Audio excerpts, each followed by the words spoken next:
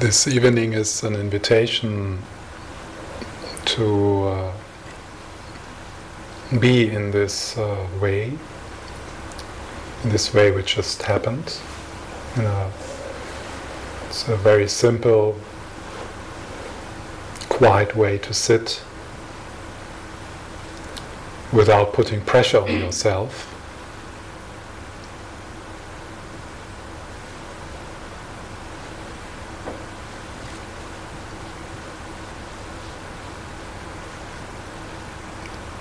And this allows us to discover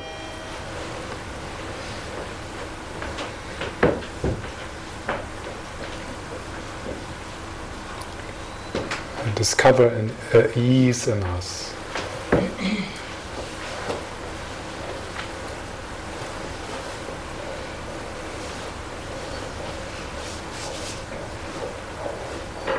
Similar. Sometimes we have days when we go to a train station or we go to an airport and we are undisturbed by the stress and the busyness around us. There is a spaciousness in us, a groundedness, where we are still, even if there's a lot of activity around us. And sometimes we go to the same place,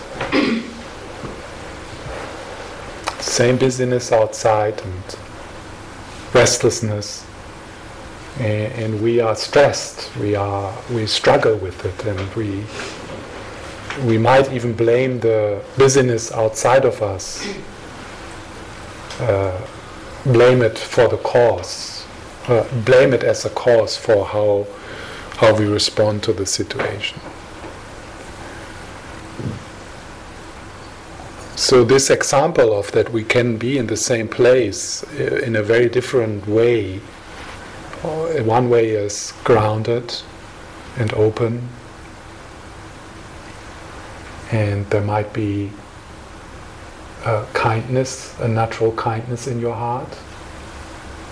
So probably you have had these moments, for example, in the airport where it was just beautiful to see people, or you're sitting in a coffee shop and you see people passing by and you feel this connectedness, and it is touching to see different people, their pain, but also their joy, and just to be connected with life.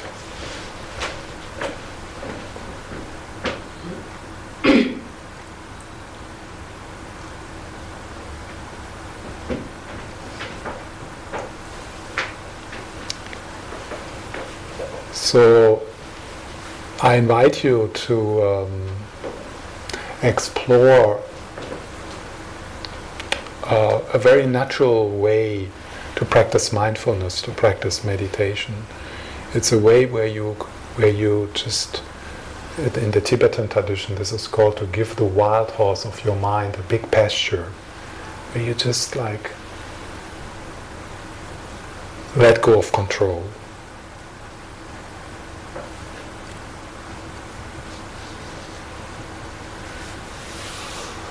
And it is based on this insight, which we can check when we sit quietly here, that when we start to resist, when we start to struggle, when we start to get somewhere, then being here becomes difficult.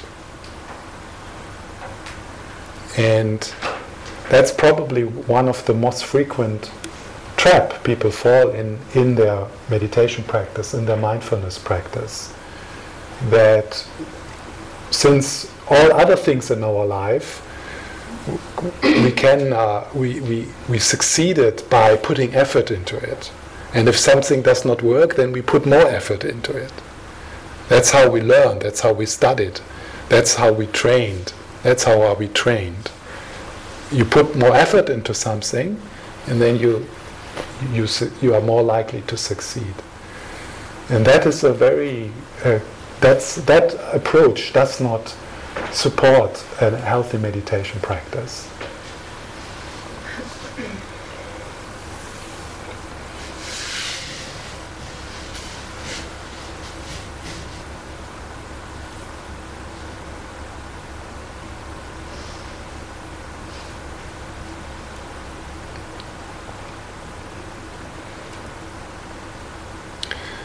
So the instruction is to sit quietly and to allow everything just to be as it is. And this is such a gesture of compassion and kindness, which then, when you offer that to yourself, this gesture, feeling your feelings, being in your body,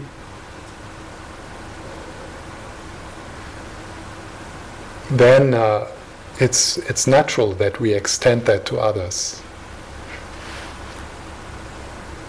It's natural that we create a field here, and each of us contribute to that field by responding to who we are in this moment with kindness.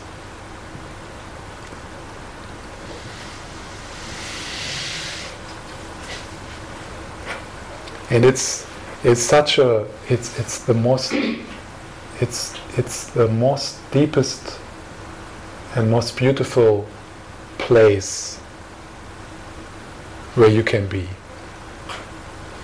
It's not, of course, a place, but it's somehow, I need to use words or to point to that. It's not a place. It's not something we can find. It's something which reveals itself, because it's always there, which reveals itself when we dare to let go of control.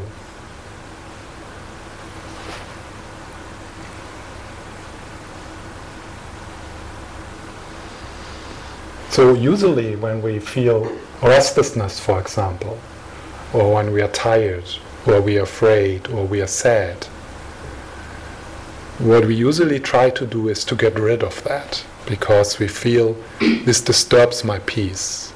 It disturbs. Let's get rid of sadness, of fear, of insecurity. And we use all kinds of methods trying to do that. So here what we explore is that by feeling our feelings, by giving space to who we are in this moment, we discover the richness of who we are, the richness of life, the richness of being a human being, the whole package. There's nothing wrong with having feelings. There's nothing wrong with being sad when we experience loss. There's nothing wrong when we feel insecure. There's nothing wrong when we are tired after a day of working.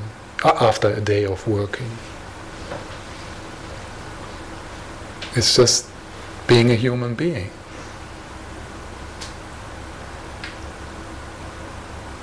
And the spiritual path, the spiritual training, meditation and mindfulness is not about overcoming to be a human being. Sometimes we use spiritual methods for that. Like instead of using going shopping or going to the fridge or drinking a beer, we might use meditation as another way to try to escape who we are, to try to escape humanness. It's so mysterious and so awesome and so beautiful to be a human being and having feelings. And some of them are challenging, they seem to be challenging, but they come in that package. It's either the whole package or not. And the not is right now not a choice, because you have signed in.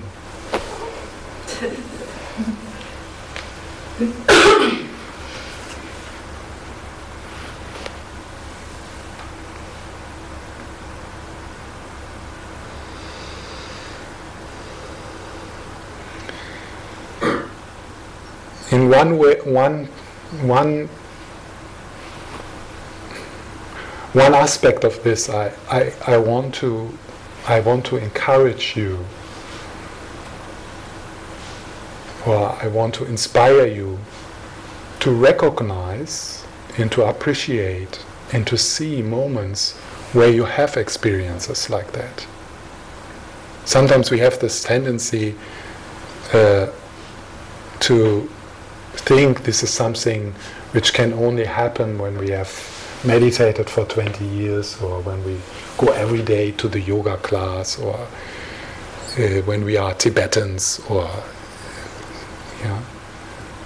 but to cultivate that confidence and that trust, and to recognize actually that in our daily life we have moments of connectedness, moments of opening, moments even when our life right now, and I'm sure for some of us right now it is like that the life right now feels a little bit, it's too much.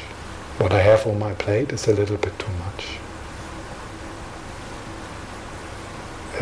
Even in periods like that, we have moments where suddenly the sky of seriousness, the clouds of seriousness, the clouds of self-centeredness, the clouds of everything is so heavy, break open.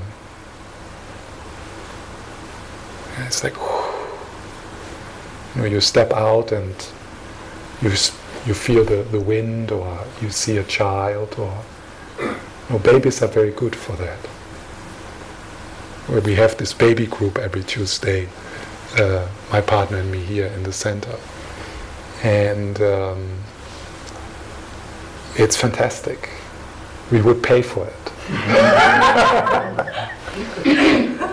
Really?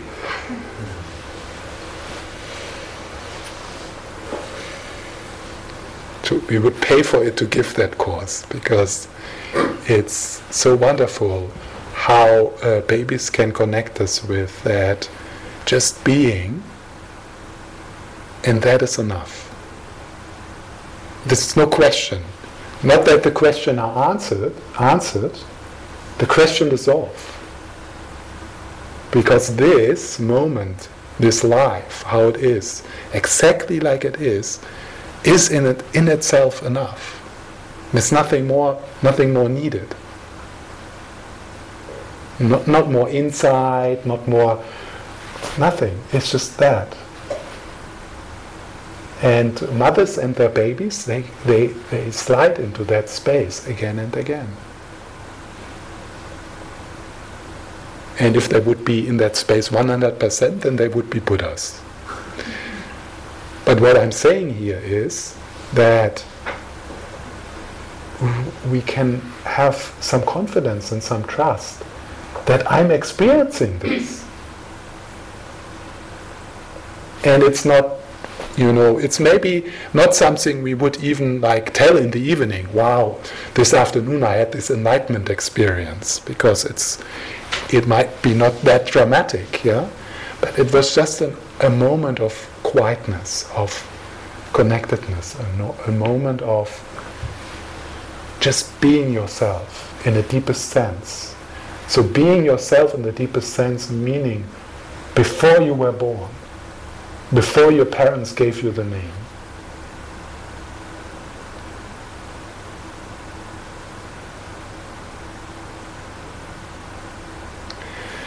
And since it is always good to back up what you say, especially in the Buddhist tradition, you're not supposed to kind of just make up your own stuff in the Buddhist tradition.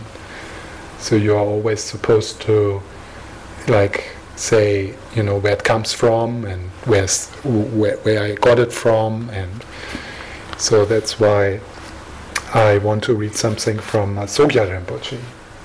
It's, I guess some of you know this book. It's called the Tibetan Book of Living and Dying.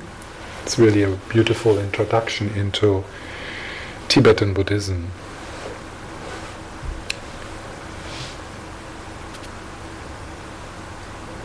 So he says, we sometimes have glimpses of the nature of our mind.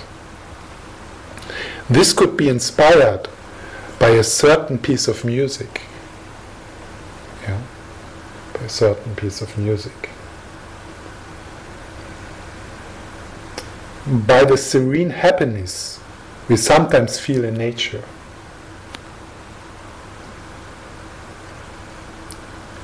Or by the most ordinary everyday situation. They could arise simply while watching snow slowly drifting down, or seeing the sun rising behind a mountain, or watching a shaft of light falling into a room in a mysteriously moving way.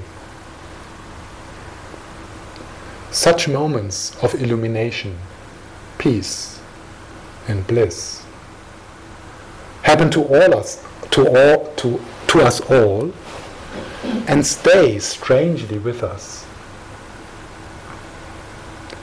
I think we do sometimes half understand these glimpses, but modern culture gives us no context or framework in which to comprehend them. Worse still, rather than encouraging us to explore these glimpses more deeply and discover where they spring from, we are told in both obvious and subtle ways to shut them out. We know that no one will take us seriously if we try to share them. So we ignore what could be really the most revealing experiences of our life. If only we understood them. This is perhaps the darkest and most disturbing aspect of modern civilization. Its ignorance and repression of who we really are.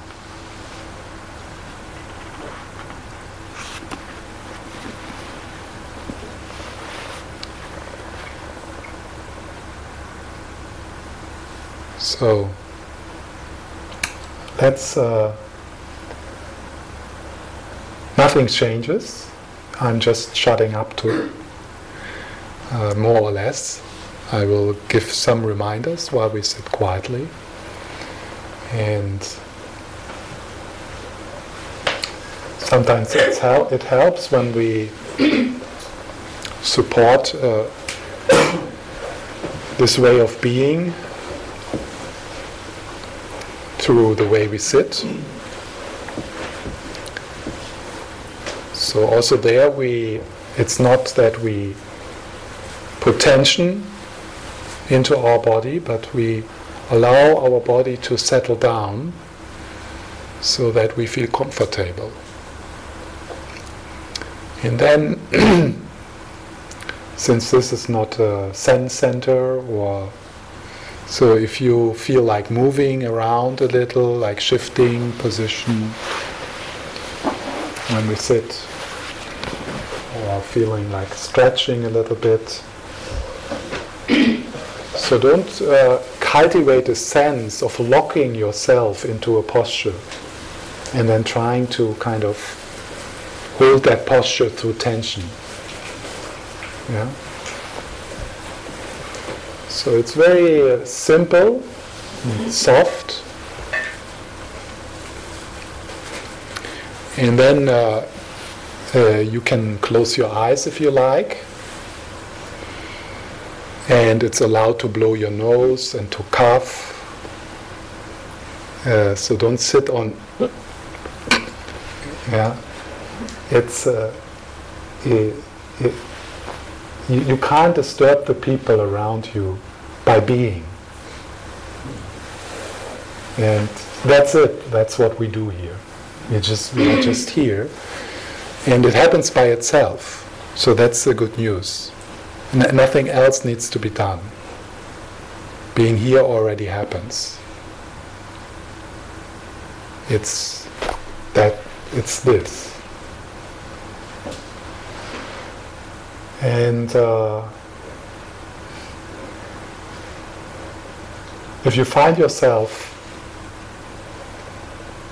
feeling frustrated and struggling, like kind of, oh, I don't know what to do, or it does not work for me, it's so strange, then maybe you can open your eyes and look around a little bit, and you can be inspired by the presence of others and kind of tune in into this connectedness here, into this heart connection, yeah, between human beings sitting quietly.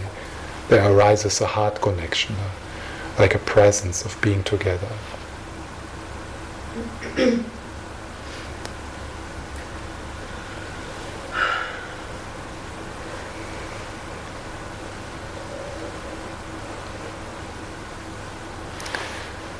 And some of you might be used to bring your attention to the breath, and if that happens, that's wonderful. So the body and the breath.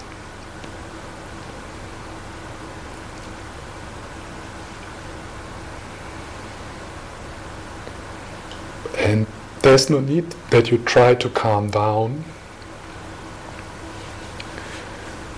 So if there's agitation and quite a lot of thinking, or some confusion,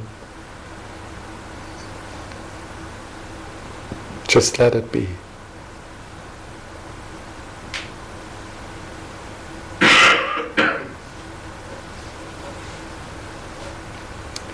And let yourself be carried. It's like you can relax, soften your body into being held, being carried by the floor.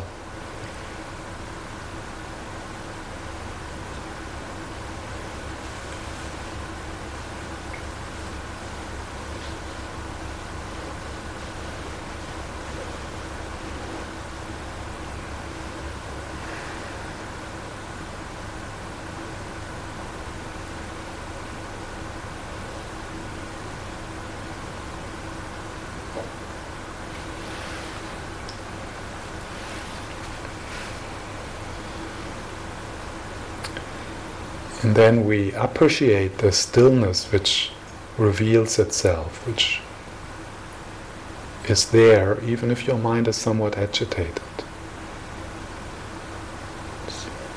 We can open our heart, our body to that stillness.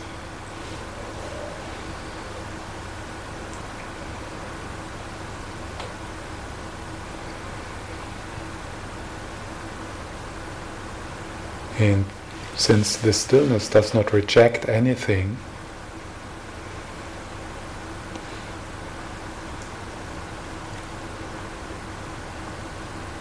it is felt as a deep kindness.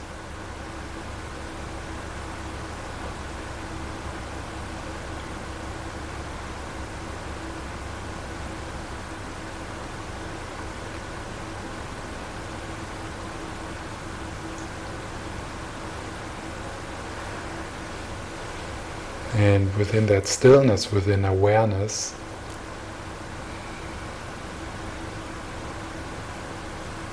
the breath moves, comes and goes like waves on a shoreless ocean.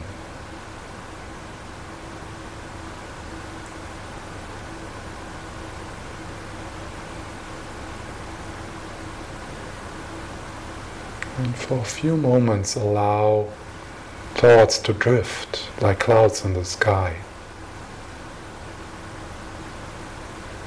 You don't need to understand anything. You don't need to protect yourself. There's nothing to compete here. I'm not asking you to be in any way. So you can give yourself a break.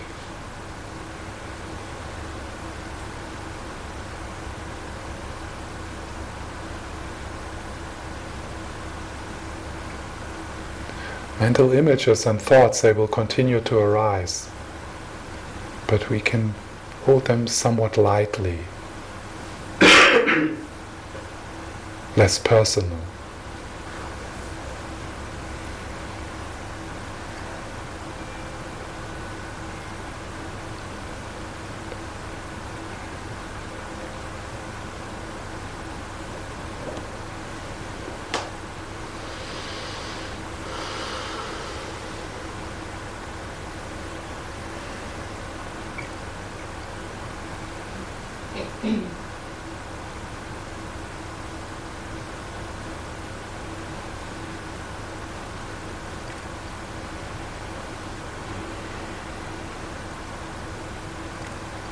And if you touch peace, if you touch connectedness, feel how you share this with the people around you, how you meet them in the same place.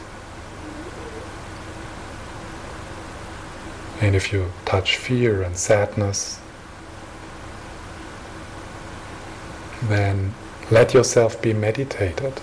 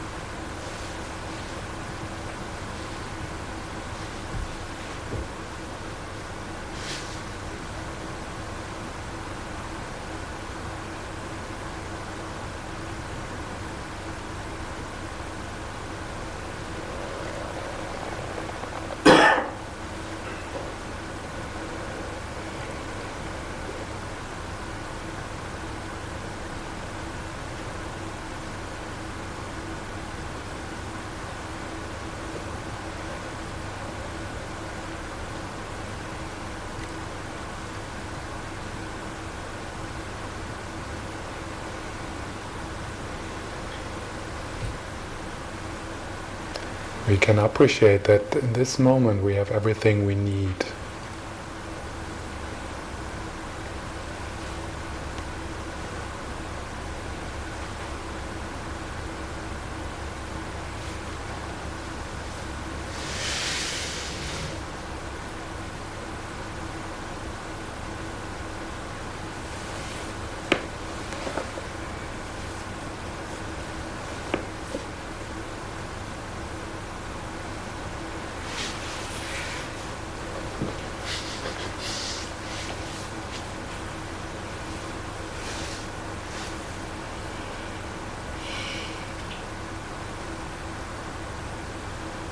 If there's restlessness or tension in your body,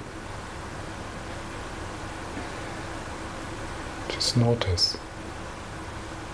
Maybe softening. Discovering that there's space for everything.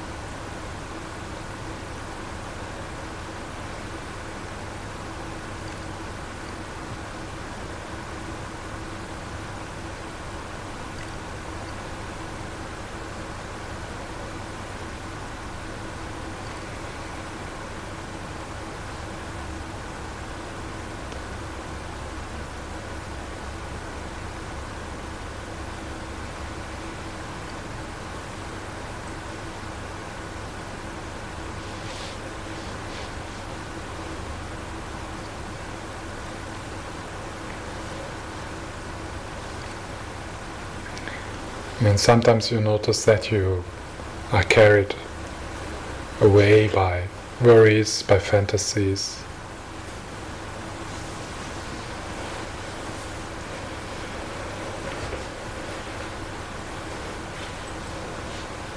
And sometimes just noticing that lets the bubble burst.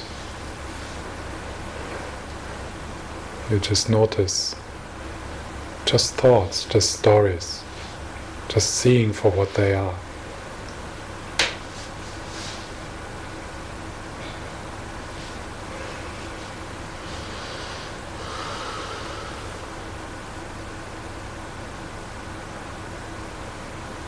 And then you discover that you are always already here.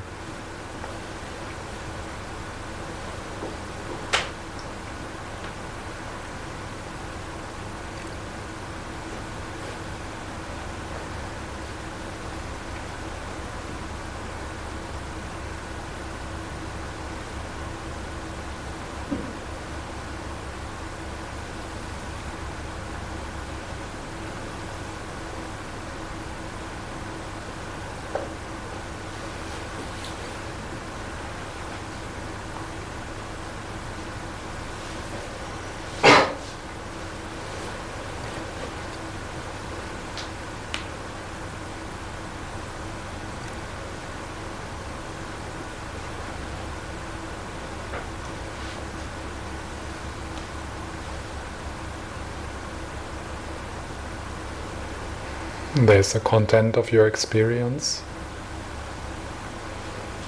your thoughts, the mental images, the sensation in your body, the sounds coming and going. And the content of your experience is changing moment by moment, is transient, ephemeral, like a rainbow. If you want to put your finger on it, then you can't find it.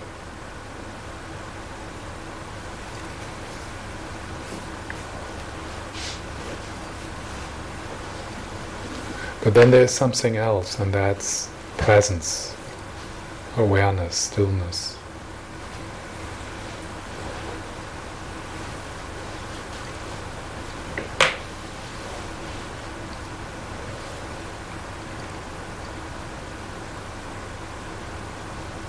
Without boundaries, without center.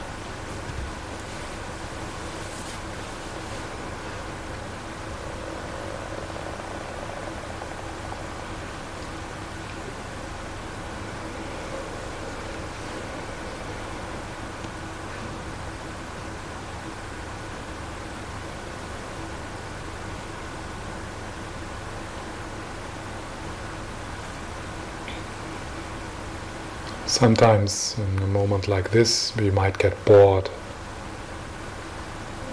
But then if we really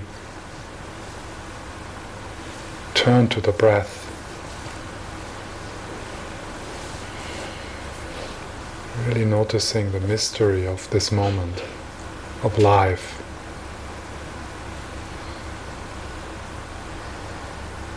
a unique moment.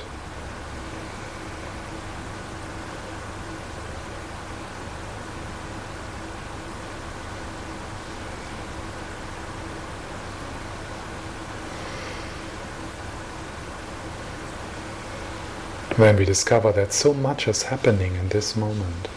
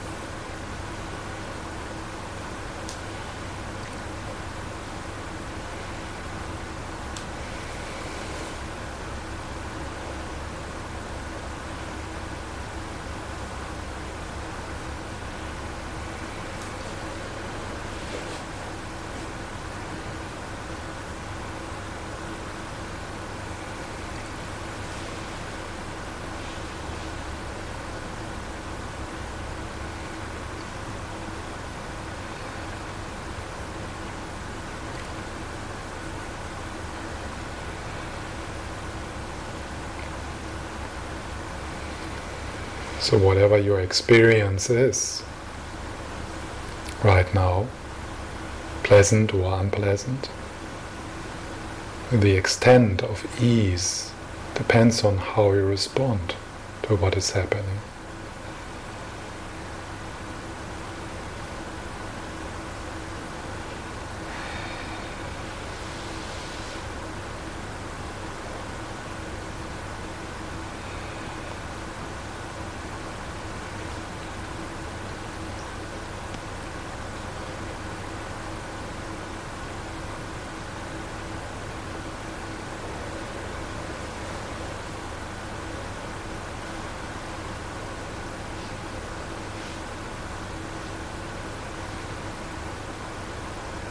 Feel the support of sitting together quietly,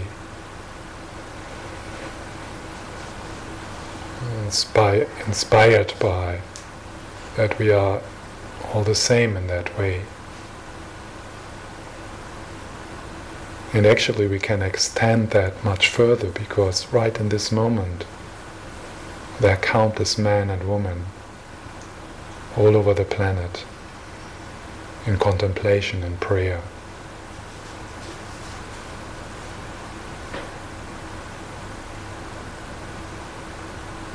And this network of prayer, of contemplation, of paying homage to the divine is happening 24 hours, 7 days, within thousands of years.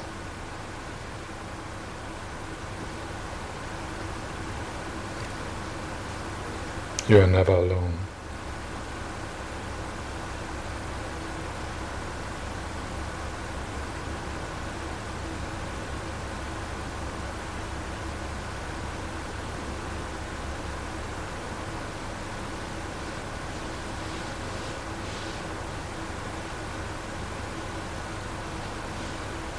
And if you dive into the vastness of your own being,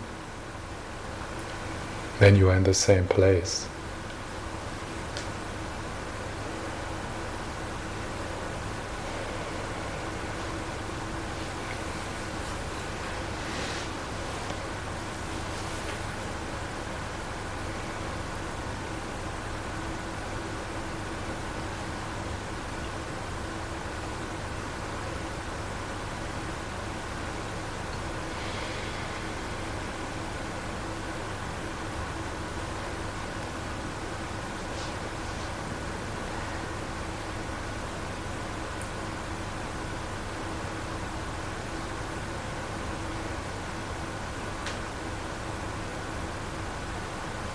Timeless presence.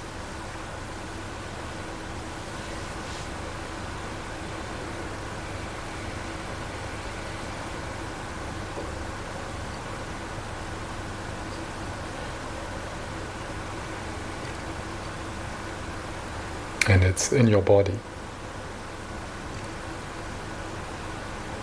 in the belly, from the toes until up to the crown of your head, top of your head.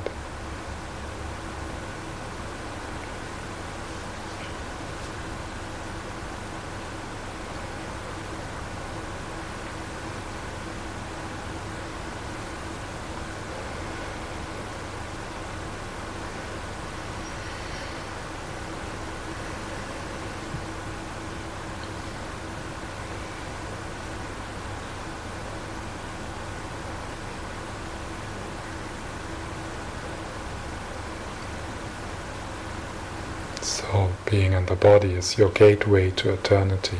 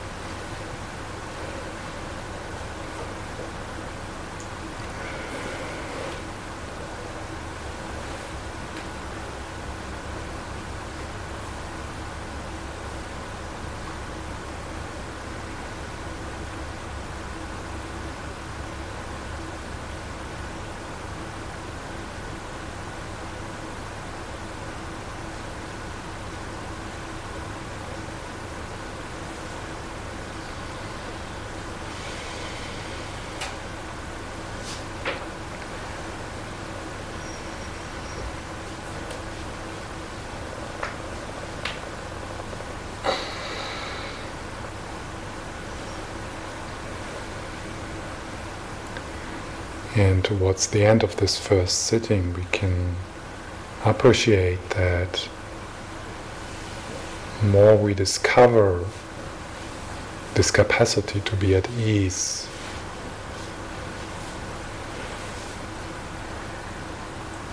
more our own being becomes a gift and inspiration to the people around us. More we can respond to who we are with compassion. More we will be gentle and supportive to others.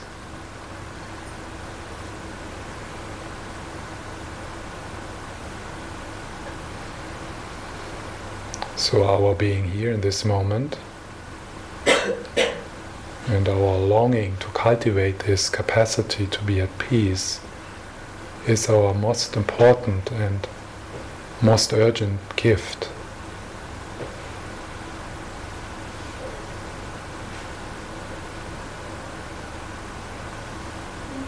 The state of your heart, the state of your mind matters so much, particularly for the people you live with.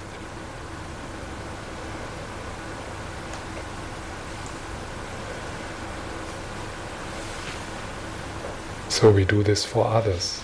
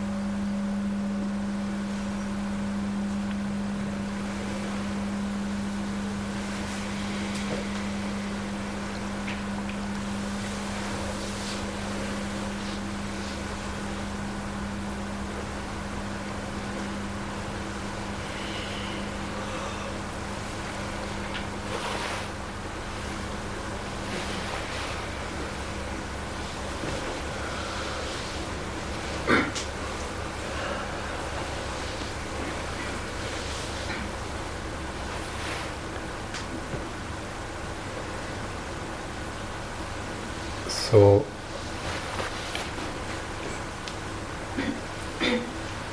that was nice.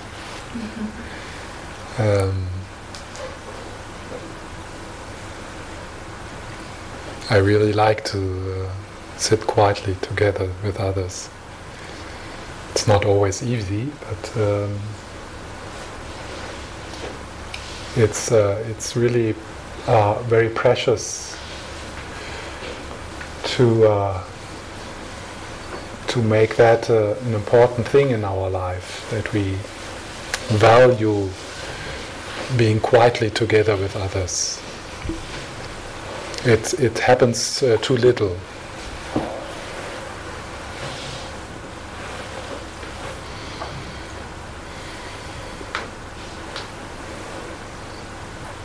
I remember sometimes when I was living with Tibetans, sometimes I felt uncomfortable with them because they can be quiet together,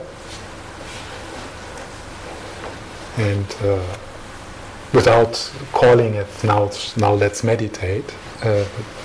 So they can be just, they don't have so much this pressure of talking and being productive, and so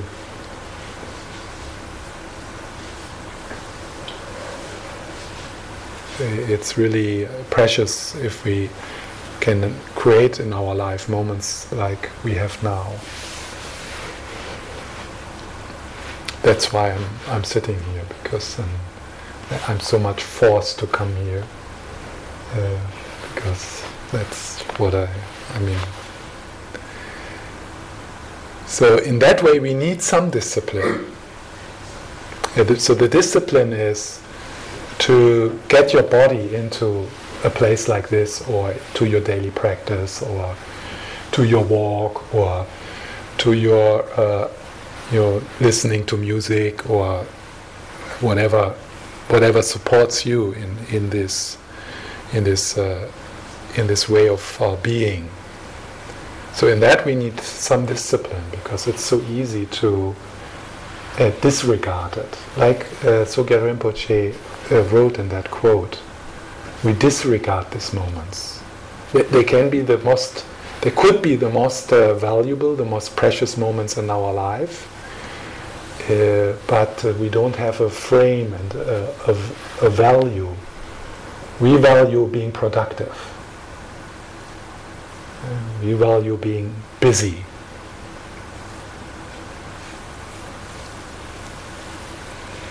So it's easy to have like to drop quiet moments, to drop this half an hour more in the morning in the bed, just sitting.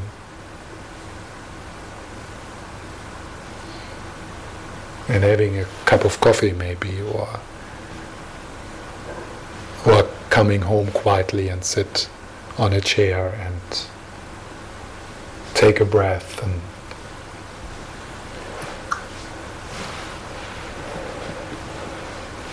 And also it is very helpful to do this together with others, and there we also need some discipline. As you know, it's like it's so easily it is that we drop it. It's like because we don't feel like it, and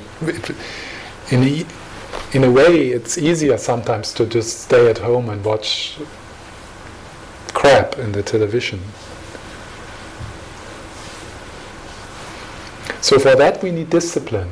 But then, once you are there, you drop the discipline. You drop the effort. So then one does not need to sit there, like meditating, trying to break through or something like that. Well, then it's just...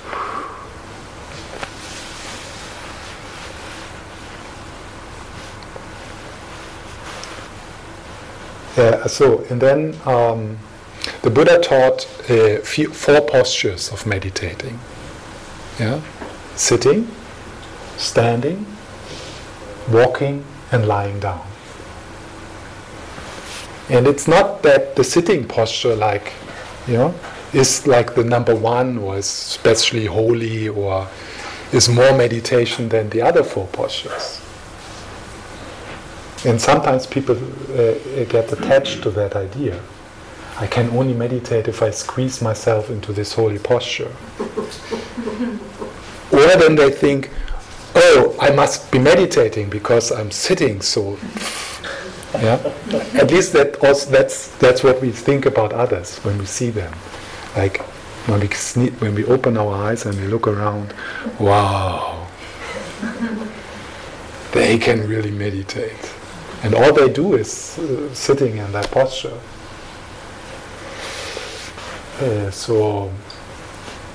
Of course, those of you who have who sit like this, and maybe you have put some effort into it, maybe you experience it can be helpful to sit in this posture. But actually, for most people, it's rather an unnecessary burden.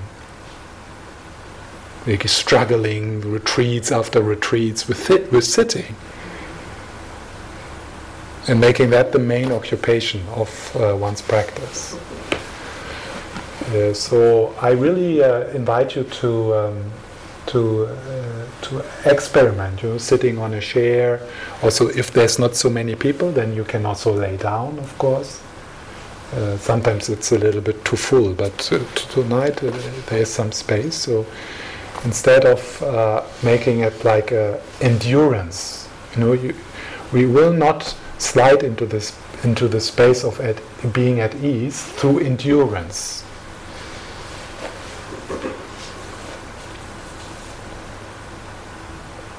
Like grinding the teeth. I must admit, sometimes this is being used in some meditative traditions. Yeah. So you grind your teeth until you have to let go and give up. Yeah.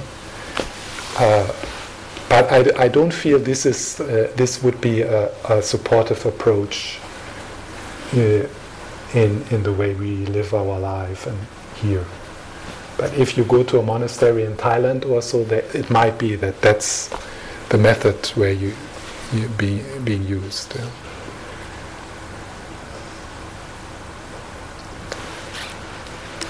Any questions? Or yes?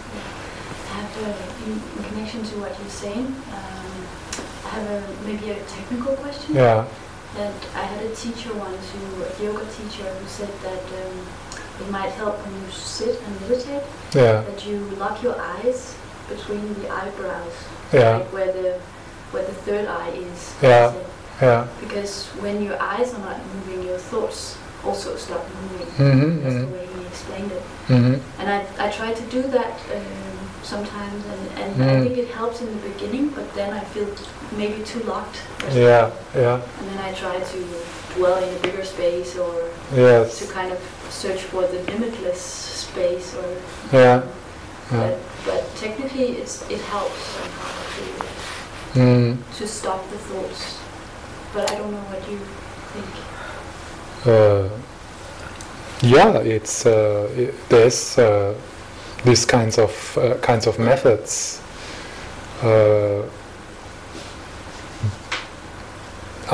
I invite people to discover that meditation is not about stopping thought, because this will not happen. There's maybe moments, and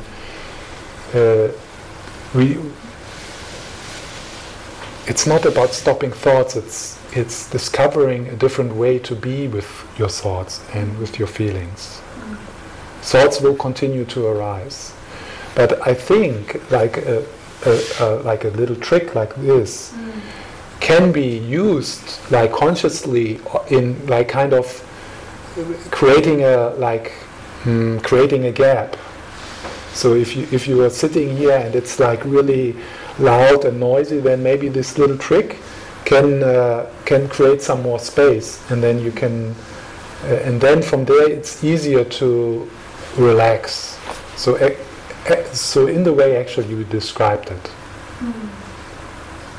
Yeah. So one way to do that is you touch very lightly this point. Yeah. You can try, like, and just you feel it's very sensitive. It's a very sensitive point there. And if you just like you put your fingers very lightly on it. Yeah. And then when you take it away and you close your eyes and you feel this point where you just have touched, and then you look into it. So you roll your eyes up and you look up into that point. And you can imagine a light there, or it's almost like a discovering a light there. So and then you can relax the eyes again, and then maybe go up again. And if you imagine a light there, maybe you can feel how this move has the potential to raise the energy.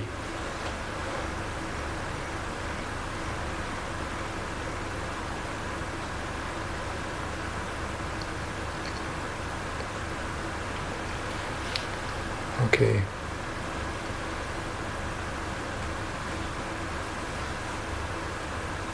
So that's it's a possibility to play with things like that.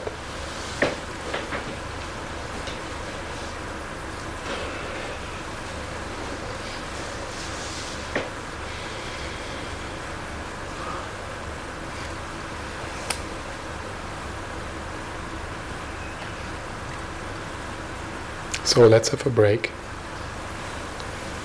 15 minutes.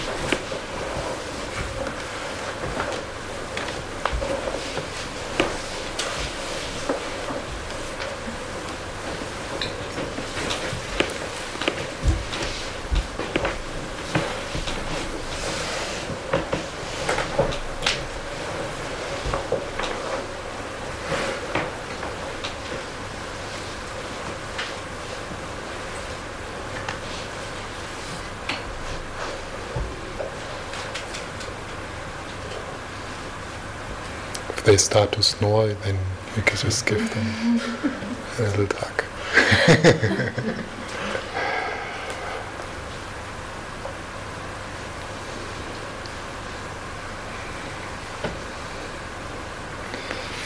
I really like this chapter about the nature of mind in Sogyal Rinpoche's book, because it is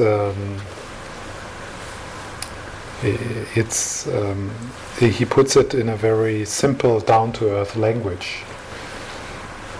Something which maybe in other books seems to be far away and very complicated, and so he opens this door for us to recognize moments of freedom in our life and to cultivate. He supports us in really trusting that we have that capacity to kind of again and again let this bubble of seriousness burst. And even if it's just for moments, yeah. So if moments where you suddenly see, wow, I'm making this up in my mind. I'm struggling, I'm suffering because I have these ideas. It's just concepts. It's just stories I tell myself.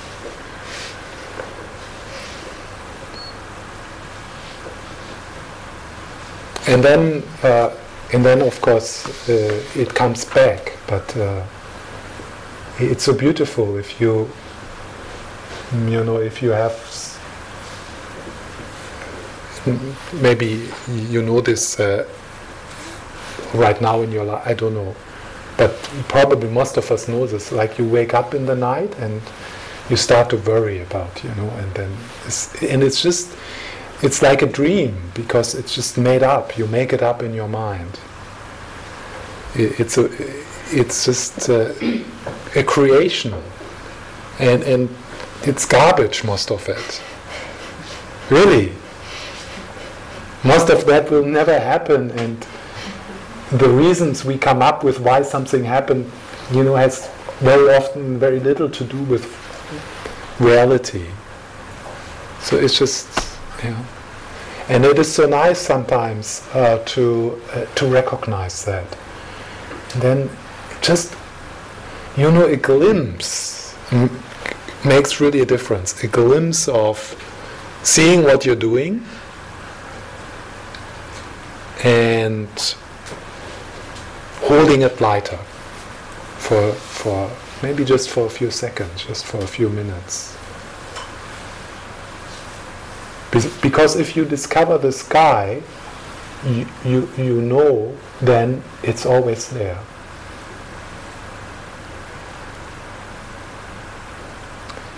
So after that glimpse, if you again start to take the numbers of in your bills serious, yeah, like it's just like some numbers you have on a piece of paper, and it becomes this obsession in your mind. So if you then start to take it serious again, there might be a little difference. It might be not so sharp, these thoughts, so poisoning, so heavy.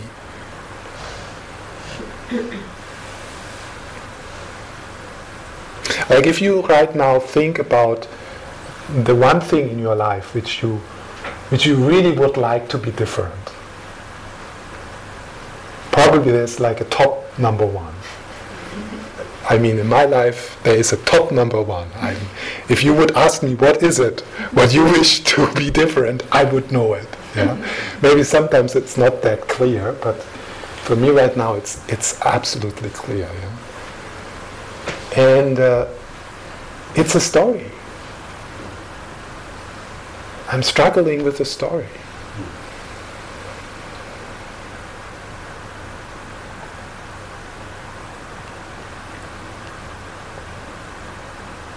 And it's like when you think about this top number one, it's like you can really feel in your body the suffering of resistance, of the suffering of sitting by the beach, looking at the ocean and shouting to the waves, "Be different, be different, be different," and they just come and go and they have their own life. And it's like it's so hard to sit there at the shore of your own life and shouting, "Be different, be different."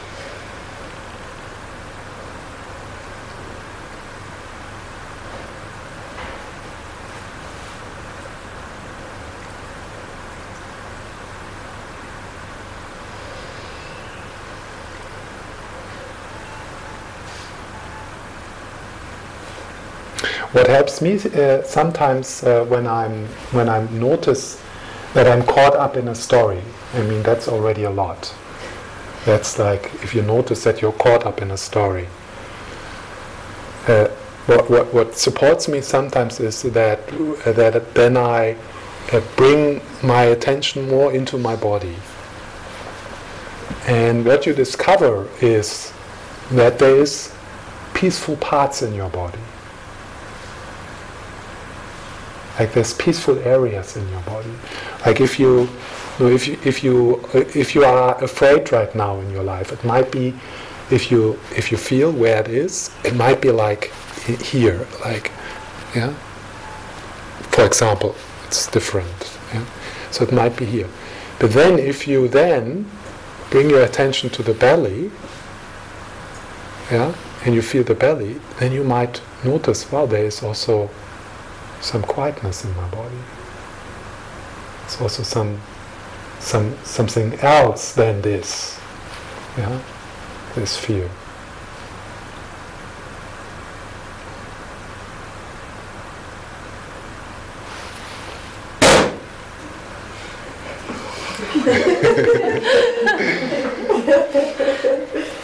And maybe you could discover that your feet are quite happy.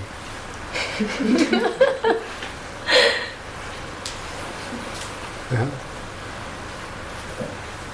Like the fear is here, but then if you give yourself a foot massage and you bring your attention to the feet, it could be. For some, it's the hands. Like you're afraid here, and then if you feel your hands, then suddenly you feel, oh, there's also something else there available to me. Then there's fear, something alive, something.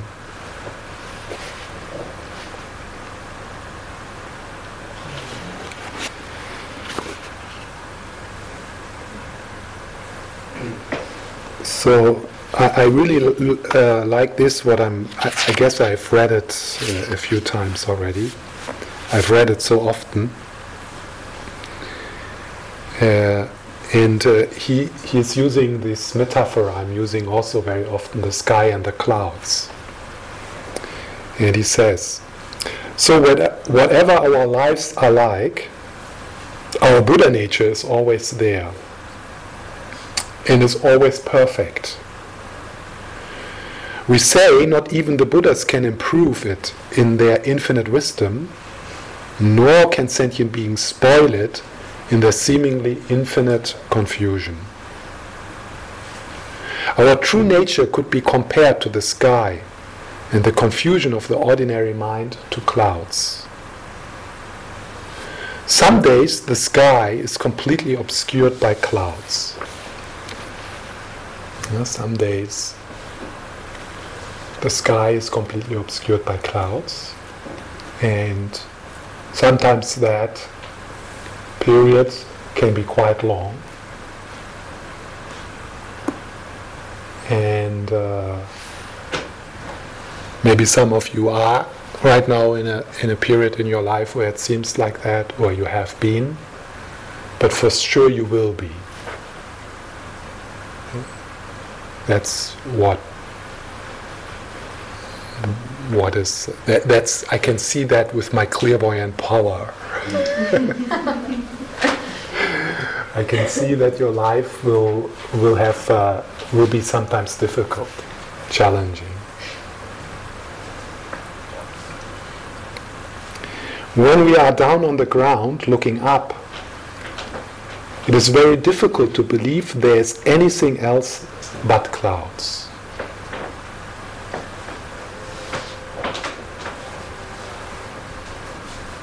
You know, like if you go back to that one thing you would like to change, or if you would have one wish, like, please let this burst like a bubble.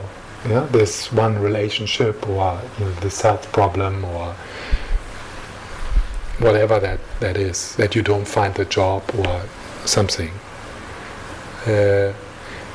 It's like how our mind goes to it, and it's coloring the whole time. Also, the actually presence with that problem is quite short. Like, let's say you have a difficult relationship with someone. The time you are actually with that person where it is difficult might be only a few minutes per day. And still, he or she is there all the time. And we might even think we have an unhappy life, but it was only 2 minutes a day. And the rest of the day we were actually quite fine, but we didn't notice it.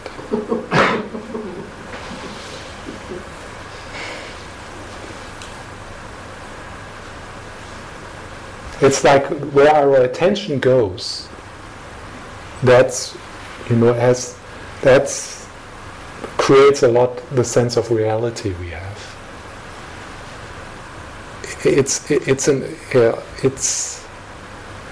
Maybe that's something you can play with, like to notice how you do that.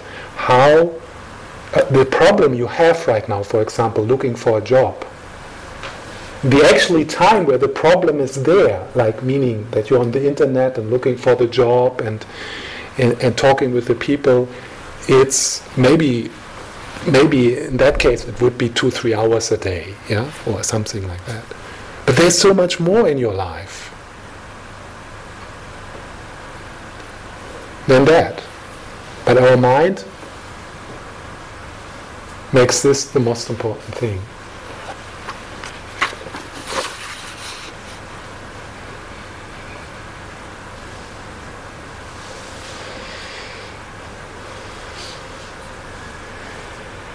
So some days the sky is completely obscured by clouds. And when we are down on the ground looking up, it is very difficult to believe there's anything else there but clouds. Yet we only have to fly in a plane to discover up above a limitless expanse of clear blue sky. From up there, the clouds we assumed were everything seem so small and so far away down below. We should always try and remember the clouds are not the sky and do not belong to it. They only hang there and pass by in their slightly ridiculous and non-dependent fashion. And they can never stain or mark the sky in any way.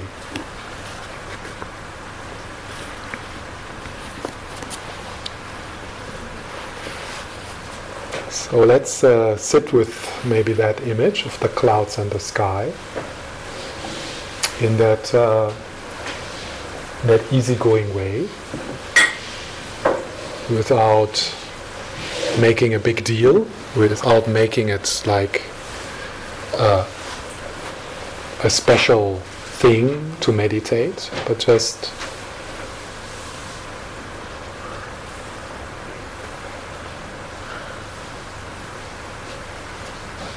connecting with the body and the breath.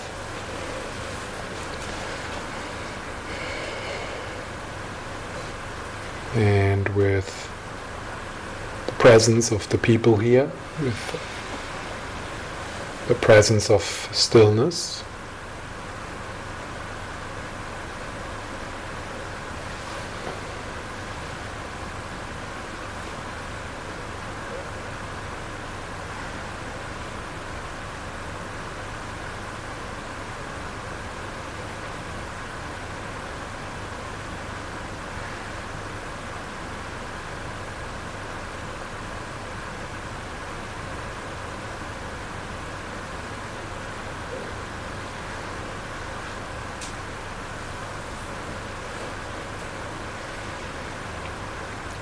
And we are not trying to chase anything away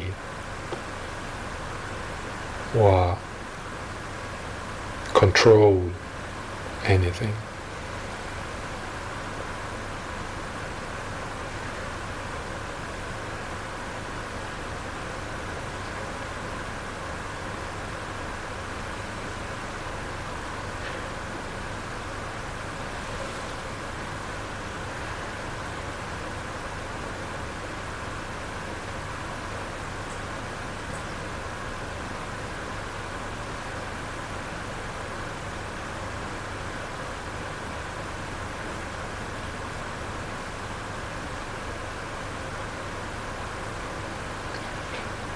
So resting in awareness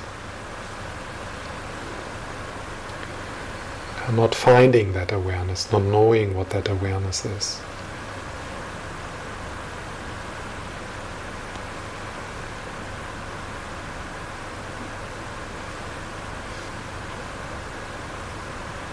All senses are open.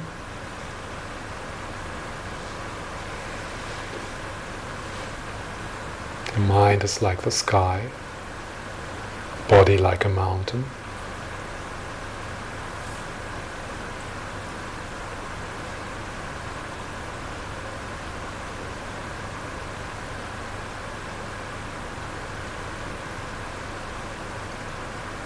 And be that sky through which everything happens, everything flows.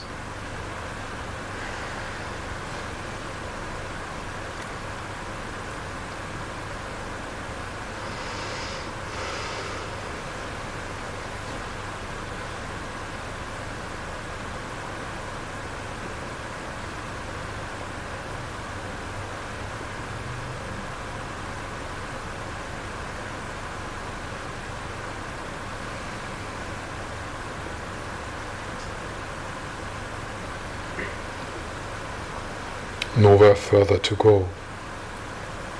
Just here, just this.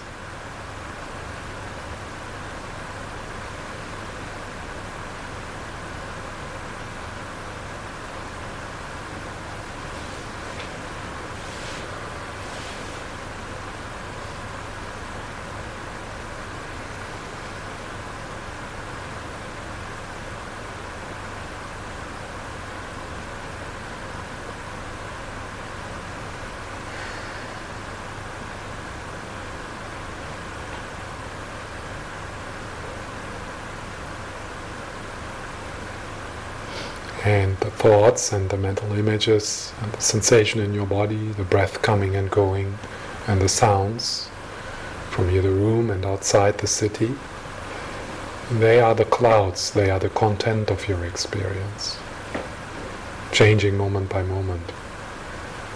The play of your karma, having its own life, like the waves coming and going, like the weather coming and going.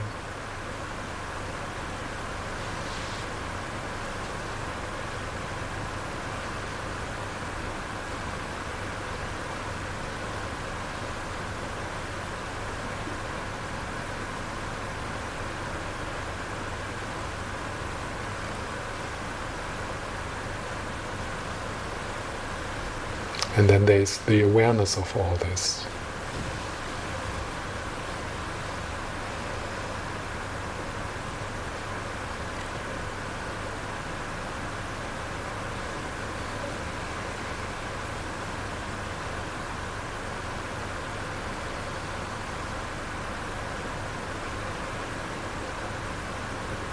The place where you are most deeply yourself before you were born.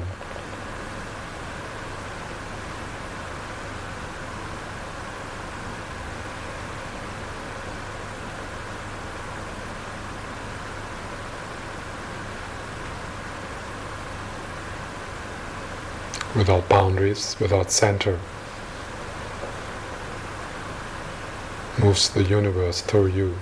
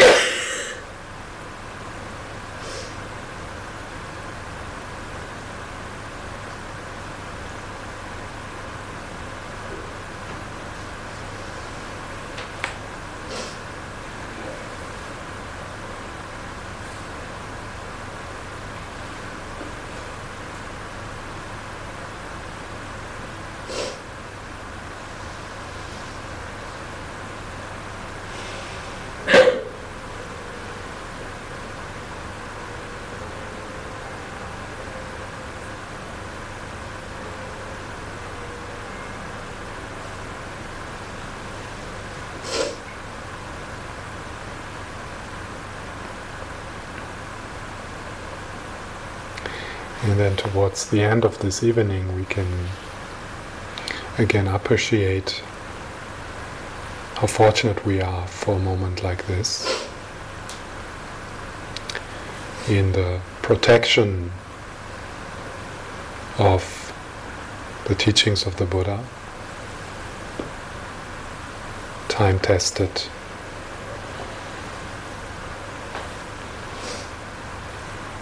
lineage of teaching,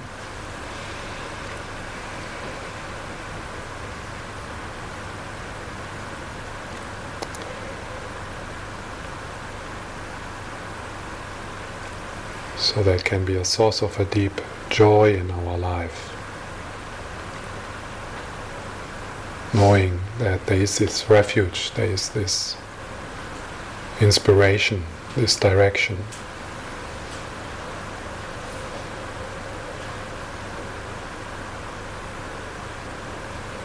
which can make our difficult life meaningful.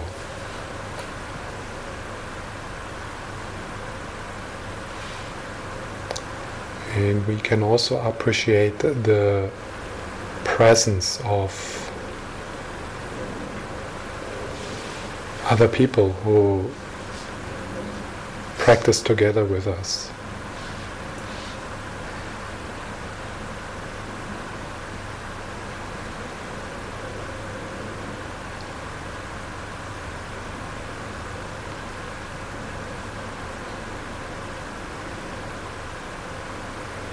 It's a very precious kind of relationship. It's not, it's maybe we don't know even much about each other on the normal daily level, but there is that deep connection.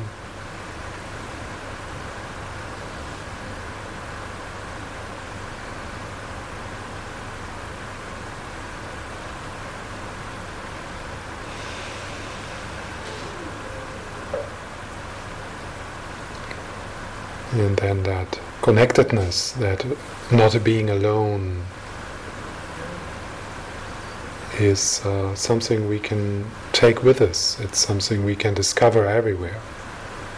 The space which reveals itself when we sit quietly like this, the stillness, the vastness of this moment, is something which does not change. So all what is changing is the content of your experience. Your body gets up and you move, you talk, you go home. But the loving space of interconnectedness, of openness, is everywhere, is everything.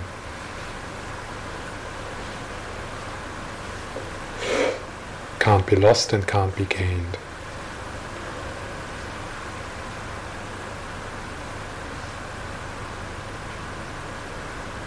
So it's a never-ending meditation.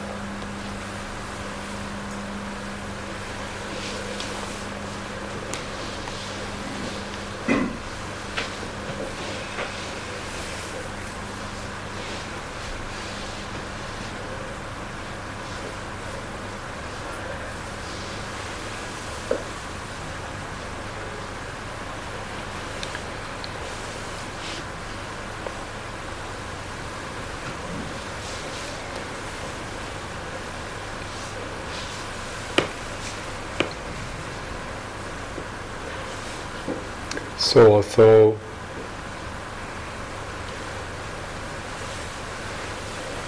there's nothing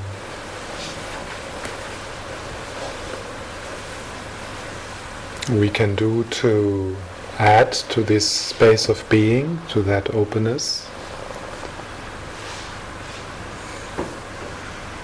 what we can do is that we can create reminders and can create condition where this stillness can reveal itself, can become more obvious.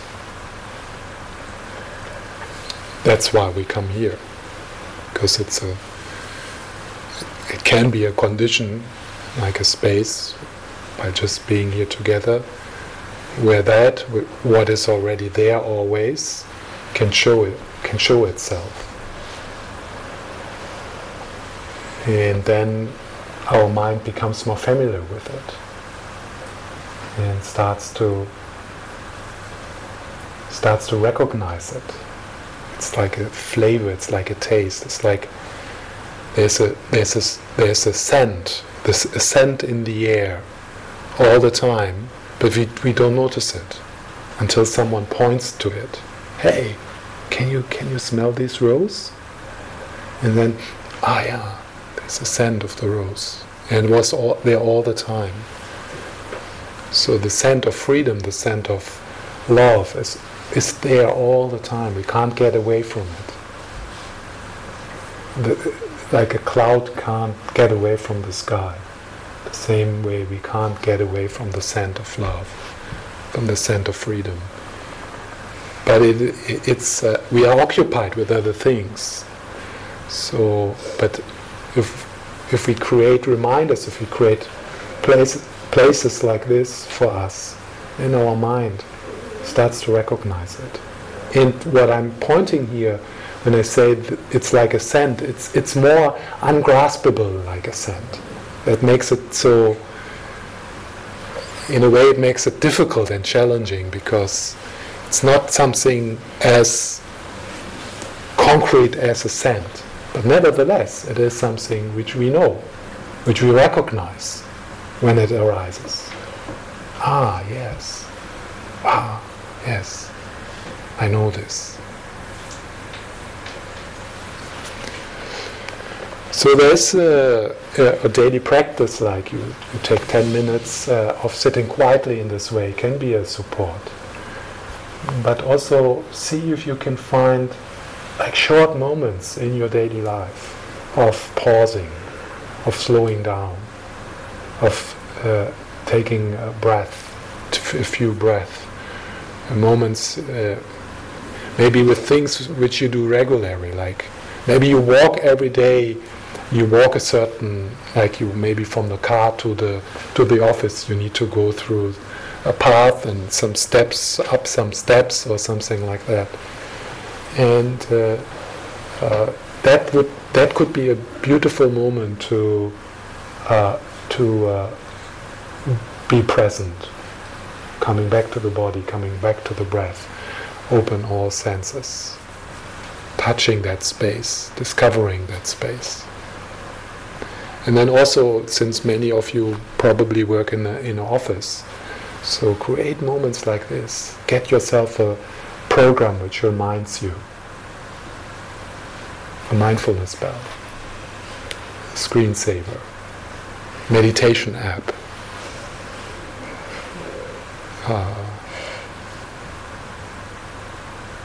the ringtone of your mobile phone.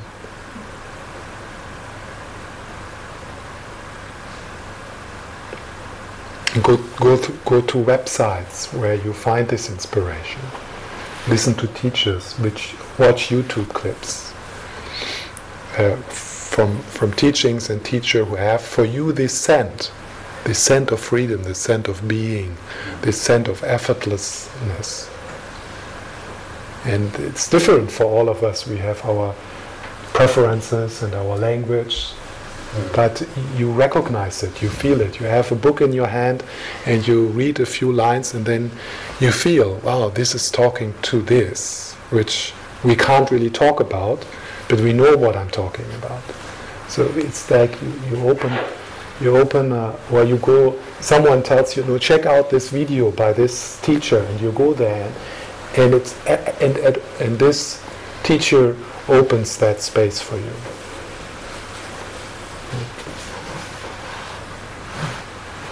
Yes. It reminds me that I was listening to Gestalt today, and he said the same thing you said before, and also was quoting from the book that you never have a problem right now, because the problems are always worries about the future or stories you tell about the past. But if you can be present, and that is, of course, for most people a challenge, there's nothing. Well, I think that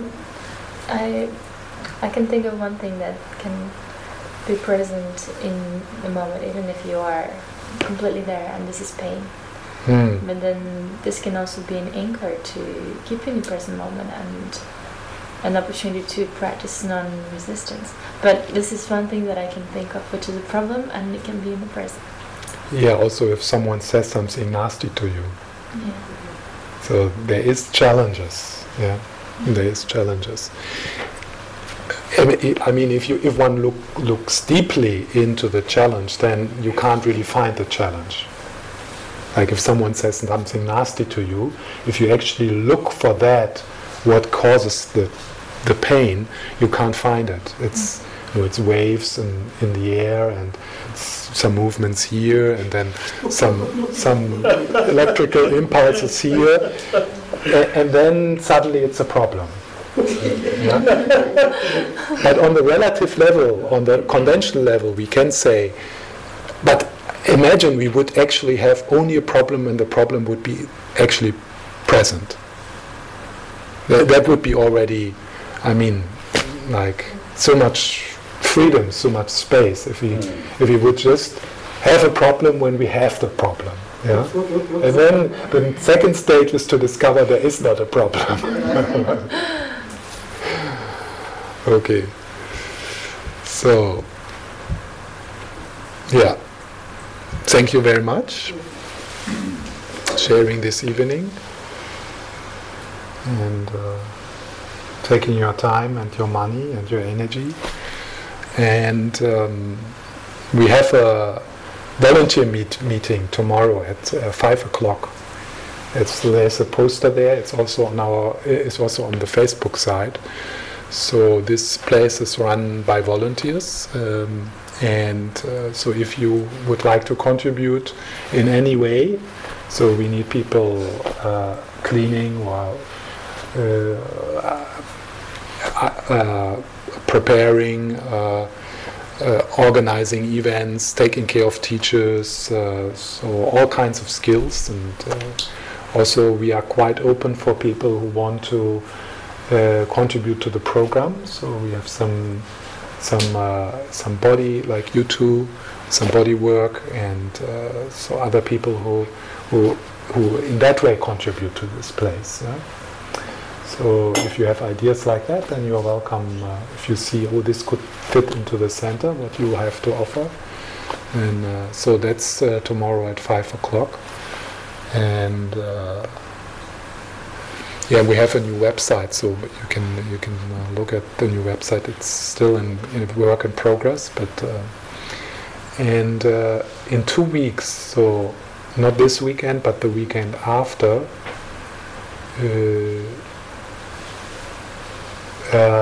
there's a Mindfulness Saturday. No, I think it's a Sunday. So the Mindfulness Saturday is a Sunday. Yeah, it's usually a Saturday, but I have something else on Saturday, so I have to do some Sundays. So it's most of the time it's one of the last Saturdays or Sundays in the month we have a Mindfulness Day. So you can see it on our website, and it's from 10 to 4. So you can join either for the morning or for the afternoon or for the whole day, and it's like kind of the same spirit as Tuesdays, but more just quiet sitting. Yeah, less talking, but more just quiet sitting. Okay, Thank you. Thank you.